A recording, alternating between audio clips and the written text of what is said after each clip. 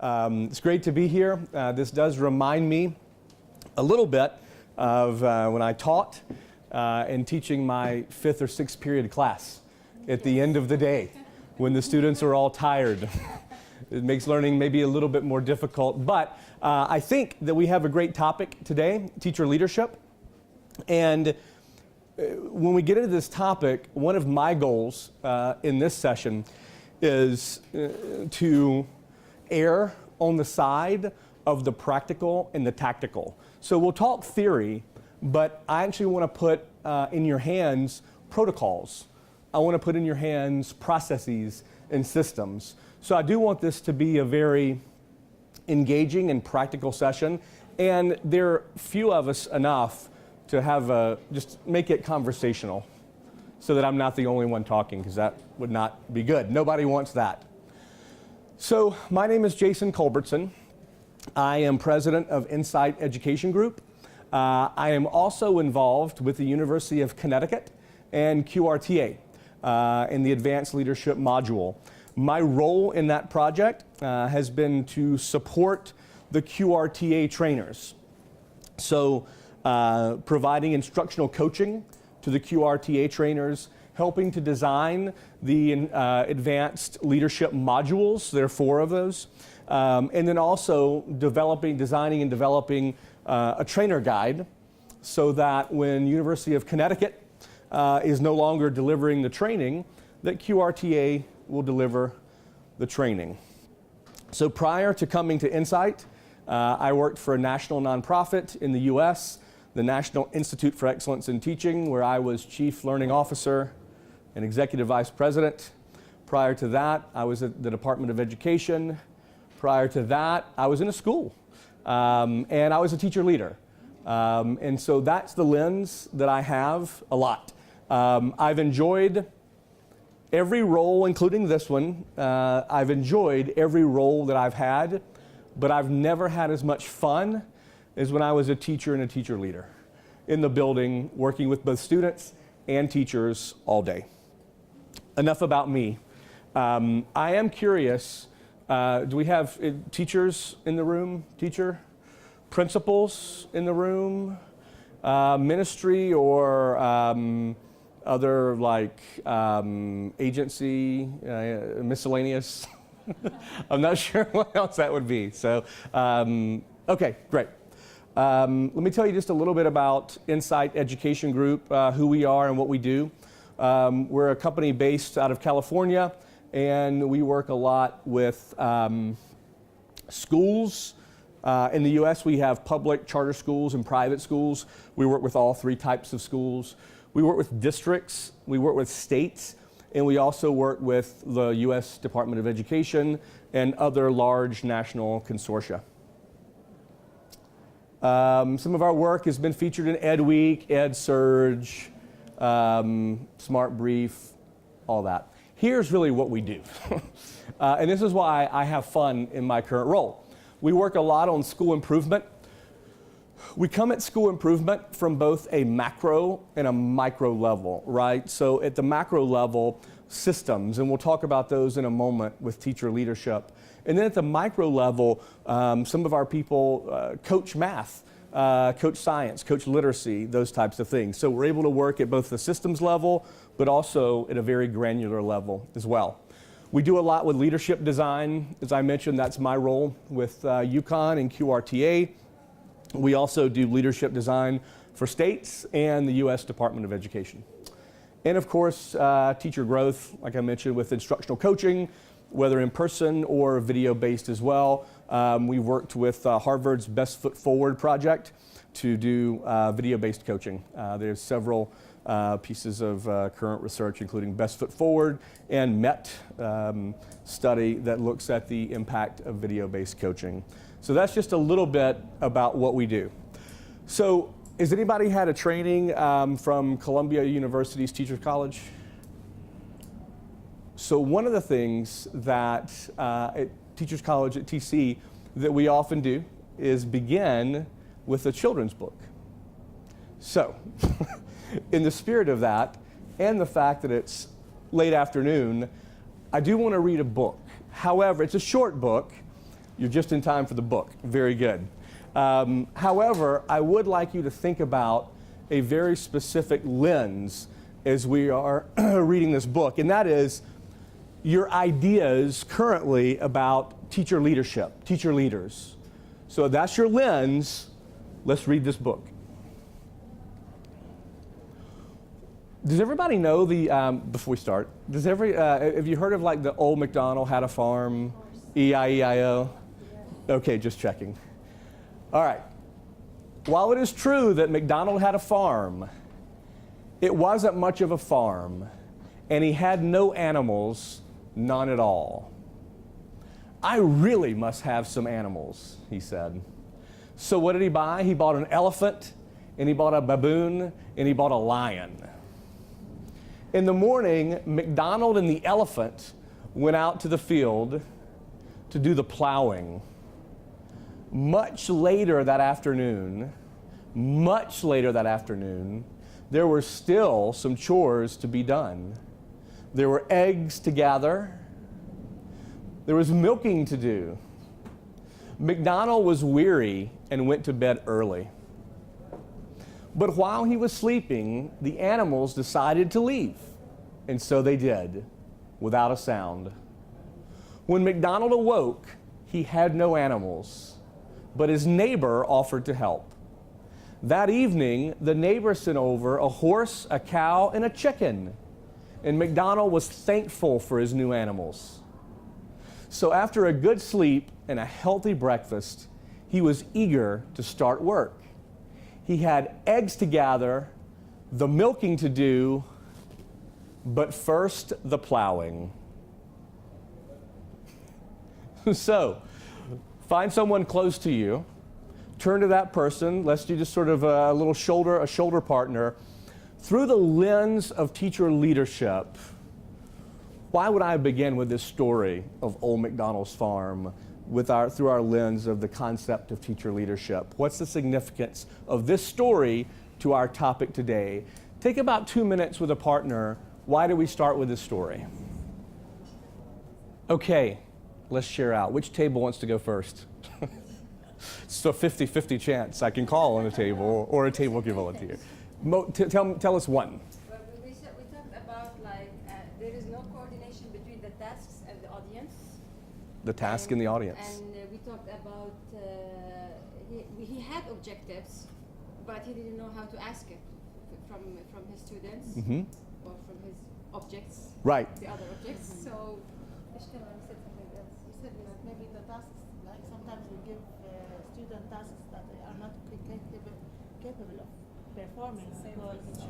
So I'd like to pull two pieces out. Number one, he did, especially at the end, he did have tools, right? And technically, he had the right tools. But what? the wrong person. Right. The right tools, but not used appropriately, are actually no better than the wrong tools. Anybody else have anything else? Yes. Lots of things like knowing how to motivate people, Yes. knowing what are the strengths and weaknesses, what everyone can or cannot do.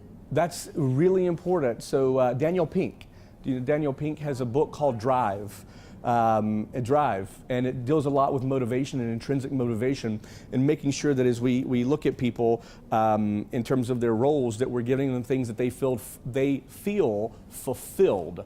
You used a phrase that I love it when people use this, because sometimes when I do a multi-day training, I start with this, and for the rest of the week, sometimes we'll say, okay, we're plowing with the chicken again. Don't plow with the chicken. And I heard you say plow with the chicken.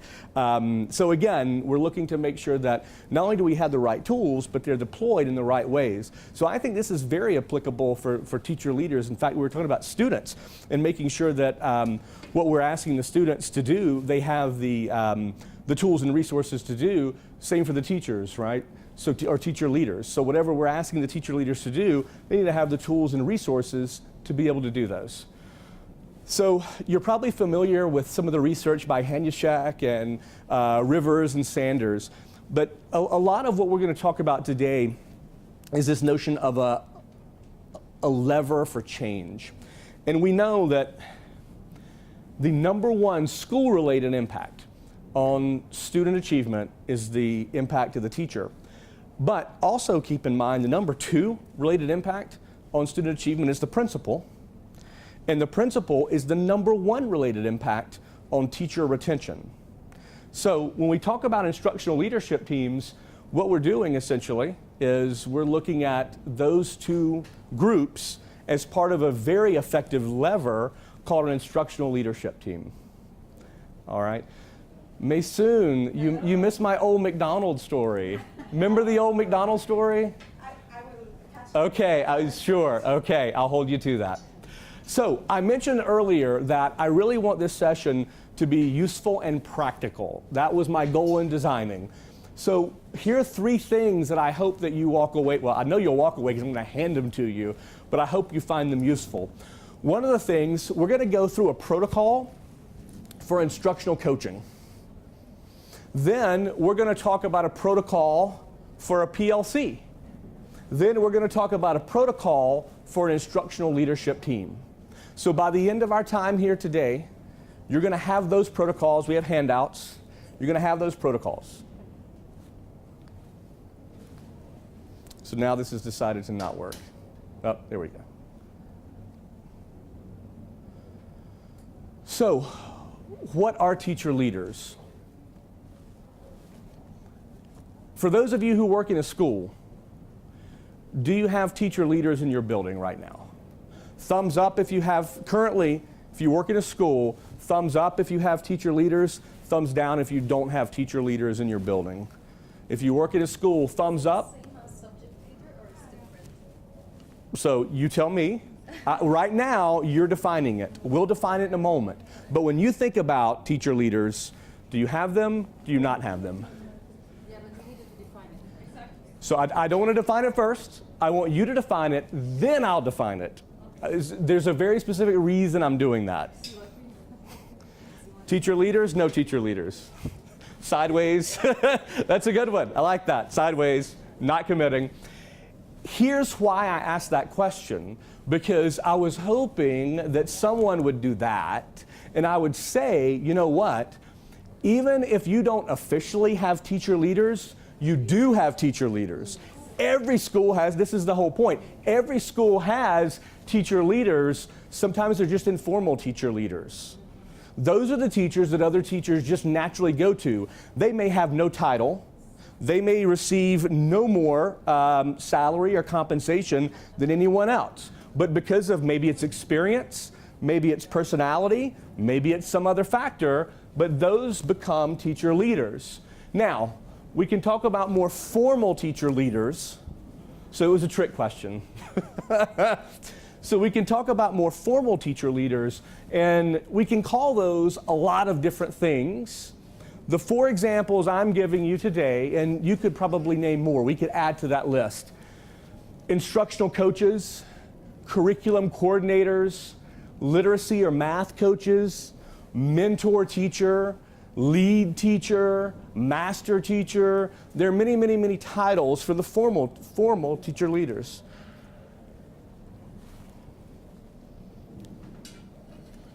So, now we're getting into the heart. When you think about teacher leaders, we have three levers. We have more than three. For the purposes of today, we're going to talk about three. However, there are more, so I'm not saying these are the only three levers, but these are our three levers in our 90 minutes together today. Does this look familiar? May I say something? Yes.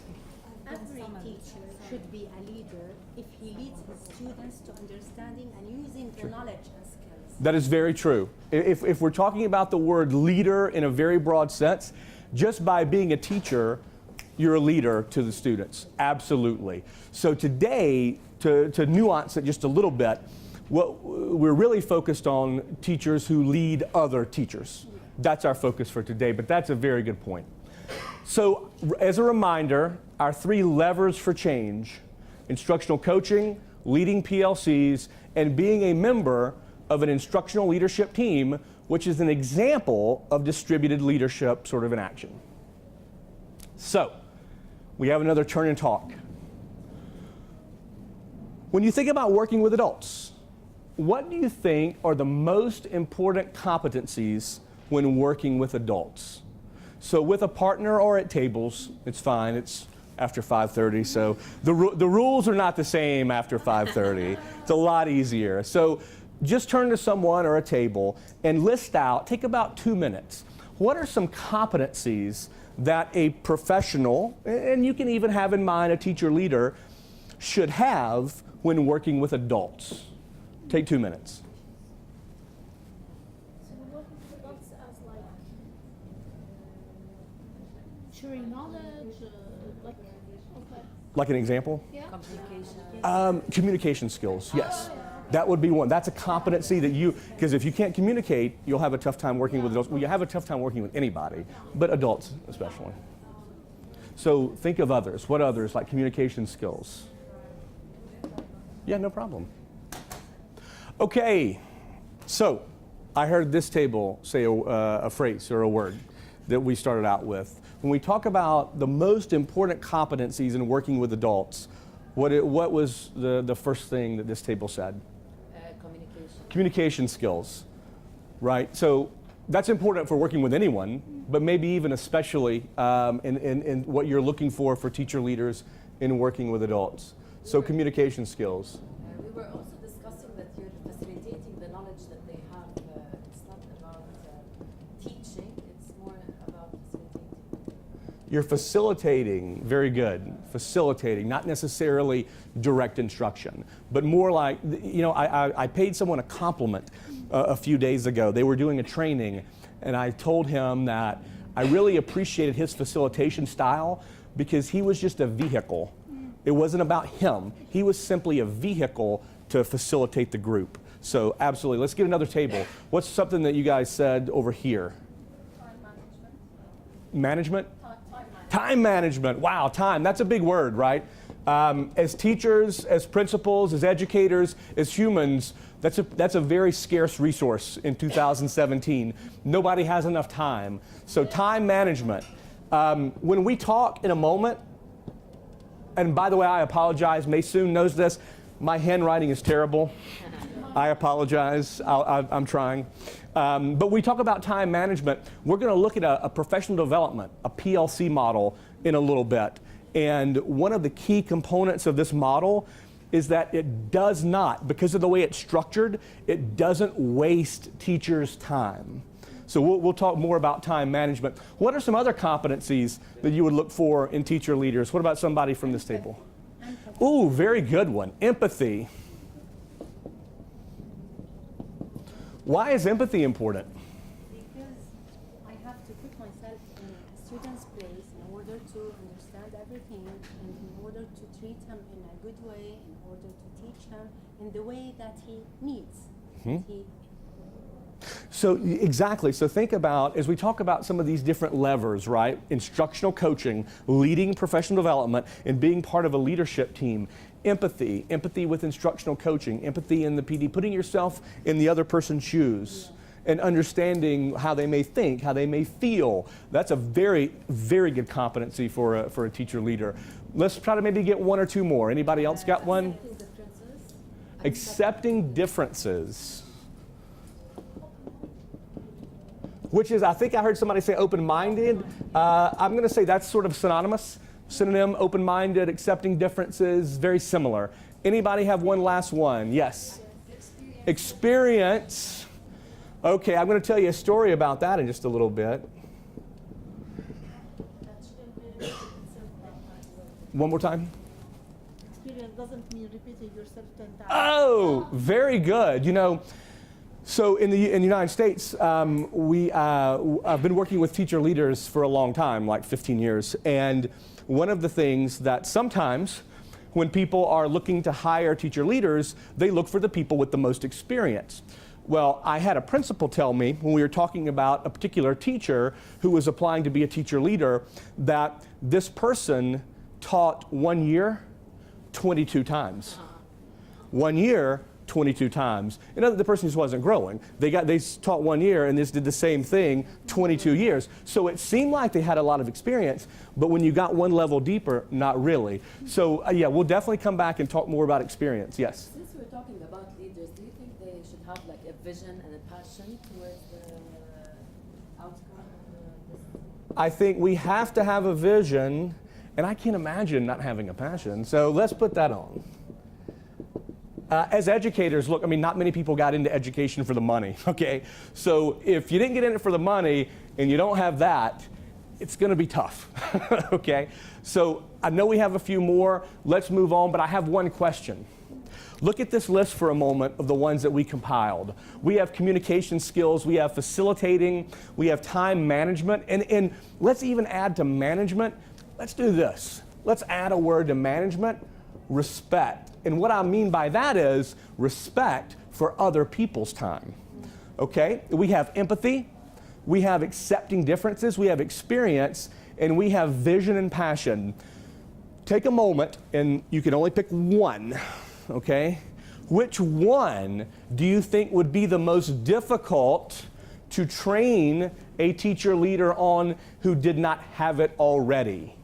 Right? So think about, again, everybody's growing, right? We're all growing. So think about someone who's a teacher and they want to be a teacher leader. They want to lead other teachers. When we think about some of our competencies that we've listed, which do you think would be the most difficult if someone did not have it already? Take 30 seconds at your tables. 30 seconds to discuss at your tables. Okay, let's come back together. What did this table, what were some of the things this table said about the skills and maybe the most difficult one? Empathy? Empathy. So this table decided that if someone who wants to be a teacher leader does not have empathy, that's a very difficult thing to train. I would agree with that. What did this table say? I said we disagree. It's okay. It's empathy and passion. Okay. So far we have empathy and we've got passion. What about this table? Did you guys reach an agreement? I said empathy too. Empathy, but I heard a facilitation. So one of the things, and I want us to look at this for a moment because I want us to keep this in the back of our minds for the next hour. So we've identified three things. We've identified, good afternoon. We've identified passion, we've identified empathy, and we've identified facilitating. Out of those, we can work with people and they can improve on either of the three. These are a little more ambiguous to train on. This one, it's more tangible. We can train. We can give people protocols. We can coach people. I have found it in coaching teachers for a long time. I have found it, especially this one, I have found it difficult to coach someone to have a passion. That's a very difficult thing. However, I don't want to say that that's not something that people can learn because, as you know, the growth mindset, the work with Carol Dweck on having a growth mindset, obviously we can learn anything, but let's keep these in mind as we keep going through the teacher leadership piece. I've lost my clicker. There it is. That tends to happen. All right, let me pull all these up at the same time. So let's talk practically for a moment about selecting teacher leaders.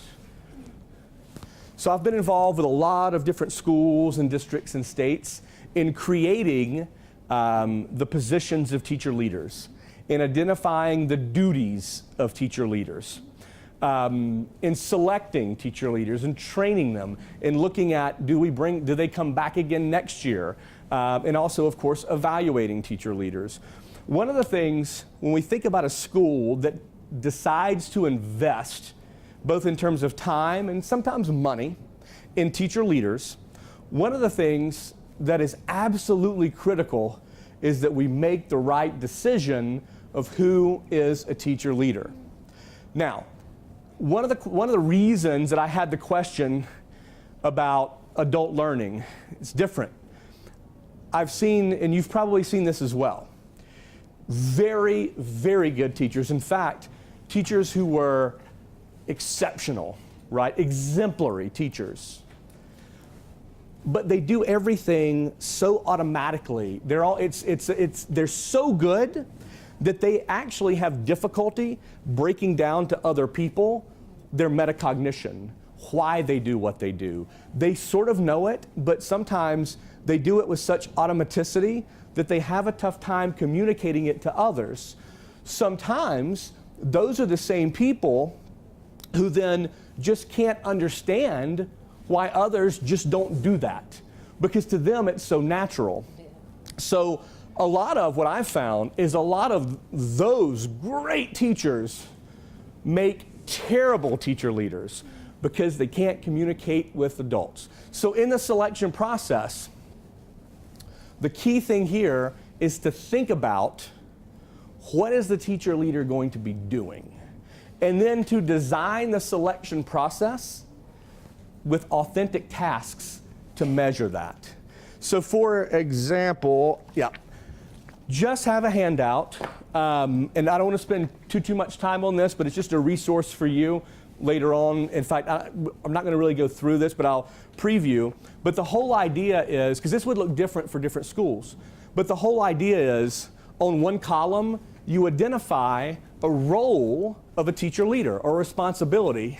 In the middle column, you then determine how do you measure that role. So for example, let's think about a few things that when it comes to teacher leadership would be an absolute must, like a must-have.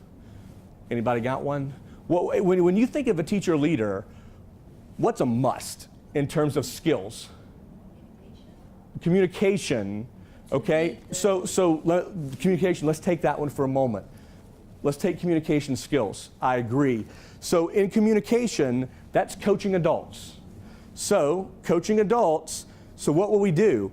In order to make sure we're choosing the right teacher leader, we're going to have an authentic assessment to assess their communication skills. Authentic, not something that feels fake. So what I have in the past asked teachers to do is to view a video of a lesson.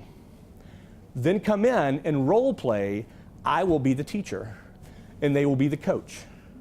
So we'll role play and then we'll have people scripting and taking notes, and then we will then evaluate their communication skills coaching.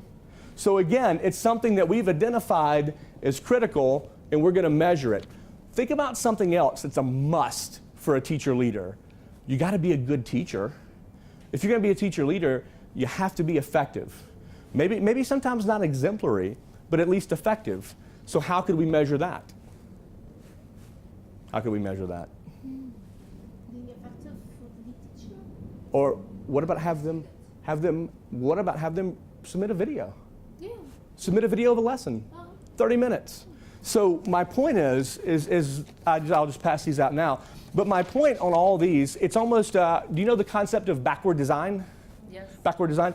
When you're, The inflection time and yes. So think of when you're selecting teachers, you want to start with, what do I want these teachers to know and do?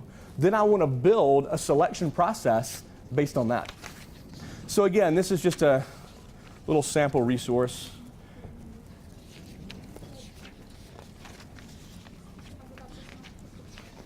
See, handout. All right, let me maybe look at one more on there. Oh, another thing. Remember the levers we were talking about? The 3 levers. The second one we're going to look at is facilitating professional development.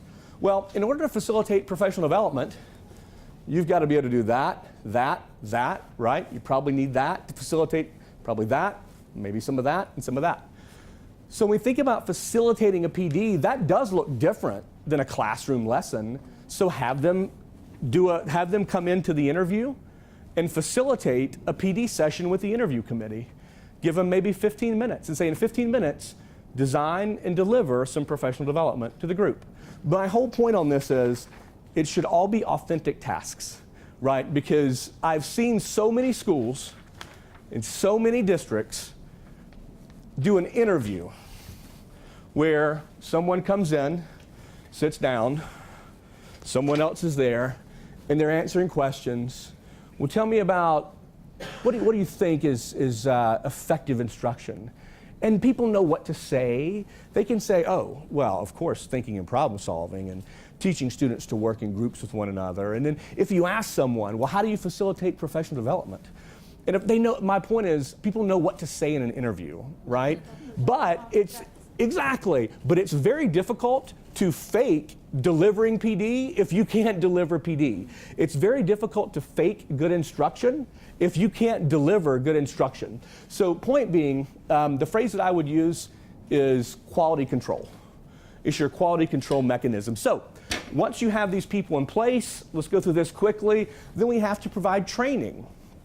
And this is, of course, going to vary depending on their different roles, but having some type of training so that if you have more than one teacher leader in the same building, you need some type of calibration and consistency among those trainers, teacher leaders.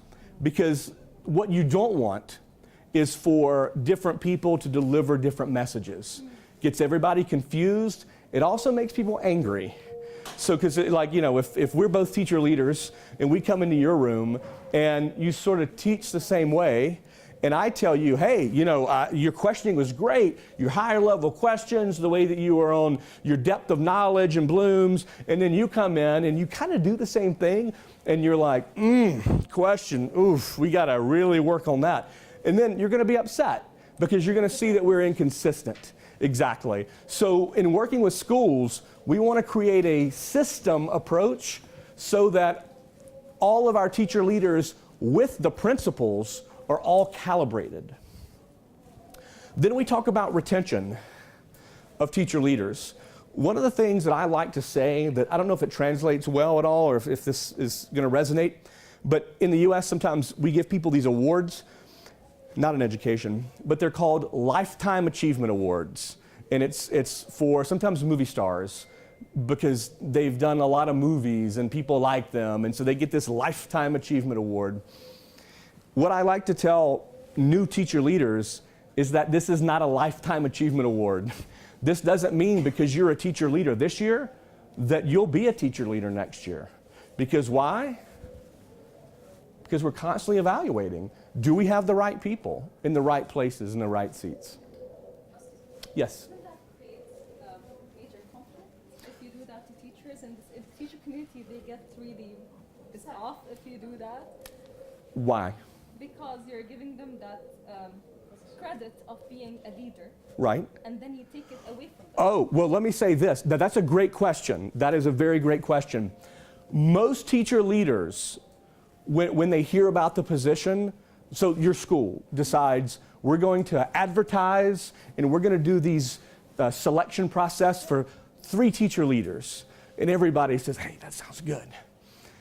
If you ask the people who became the teacher leaders 8 months later, they're going to go, that's a lot of work. I don't know if I want to keep doing, I'm not sure if I want to keep doing this. I guess what I'm saying is, as long as the role is presented correctly, it's not a prize, and it's not something that everybody wants to do. What you'll find is not everybody wants to do it. Some people do not want that extra responsibility of coaching and working with teachers. They don't like it. Now, to your point, some people may apply and not be chosen, but that's sort of life, right? I mean, and that doesn't mean that they can't apply next year if there's an opening. So it doesn't mean they'll never be a teacher leader. It just means that on this particular year in this particular school, they were not selected.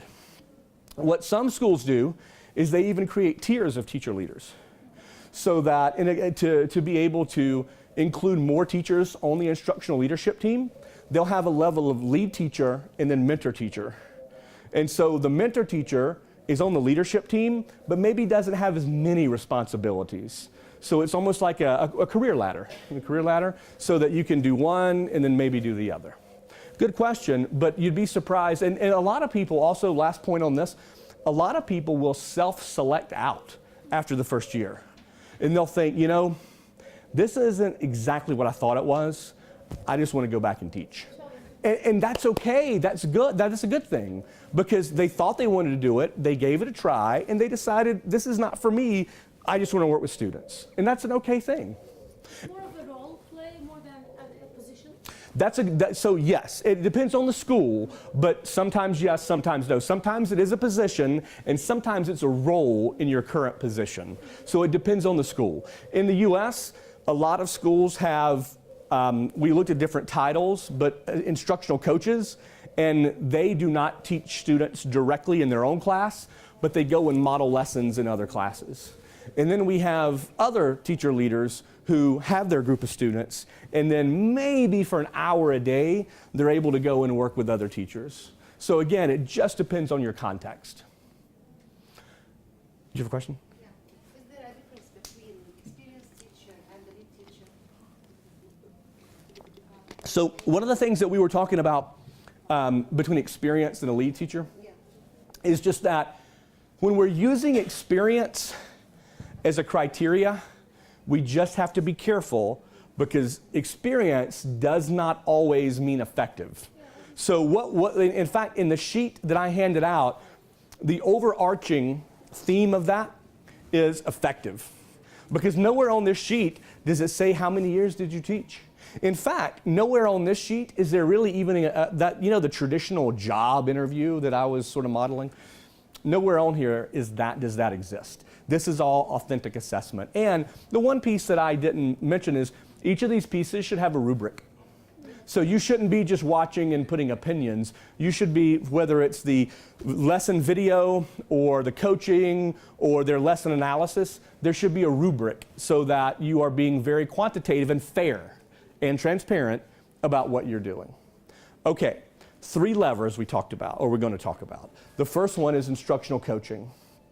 So a few examples of instructional coaching. Has anybody ever heard of cognitive coaching?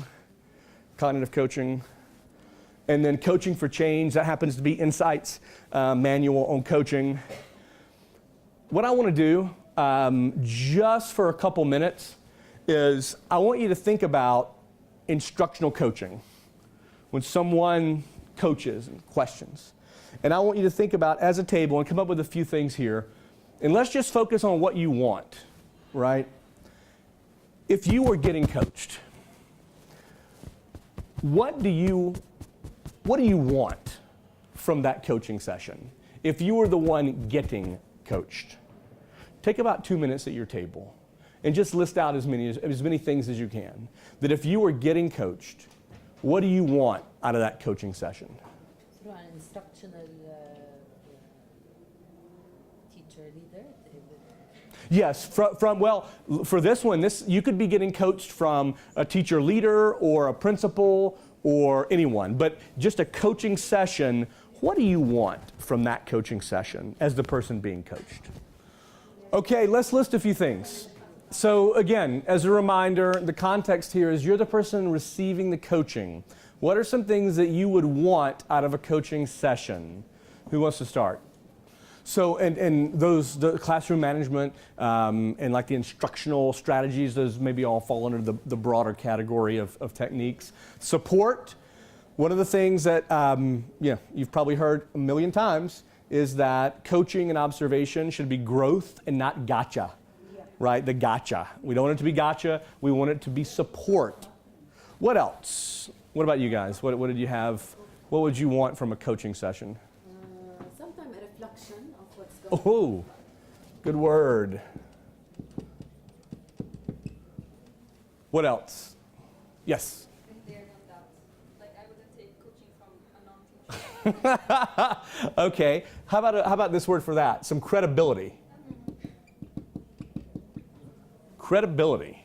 So, right, like it can't be someone who's never walked in your shoes, right? And they're like, well, you really should have done, yeah, no, got it.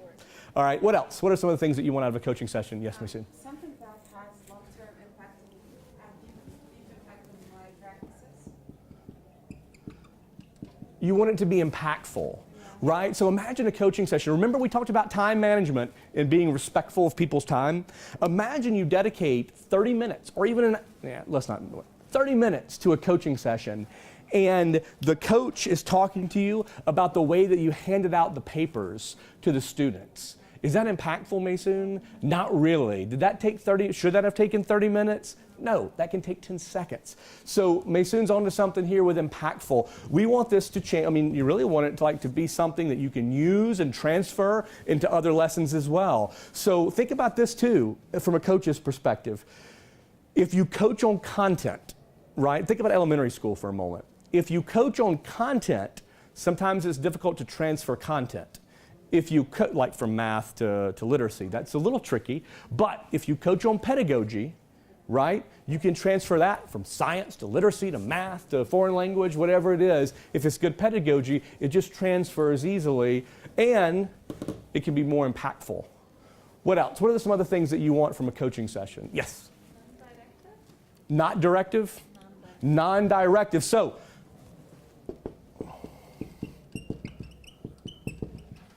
So what you don't want, so I think what you're telling me is, here's what you don't want.